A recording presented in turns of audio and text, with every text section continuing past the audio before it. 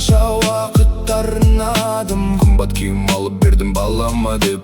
Кең шаңырақ көтеремін жанұяма деп. Бірақ анамсыз ғана күтіп қалды балам келер деген тәтті арманмен. Ақша таптым, уақыт таппай жүріппін, көп нәрсеге кеш түсініп біліппін. Телефонның ар жағында күткенімді естімеген күндеріме күйініппін. Жүгірді бақыт іздеп қала жаққа ұмытып, ауылдағы жарық жақты тірлік дедік, уақыт дедік, бәрін дедік. Бірақ анамызға бір сағатты қимадық, күш болады қайтып келмес кейбір сәттер. Бір құшақтауың сыйлықтан қымбат екен. Бүгін айтшы, кеш болмай тұрғанда барып жақсы көрем деп көрдің бе соңғы рет сен?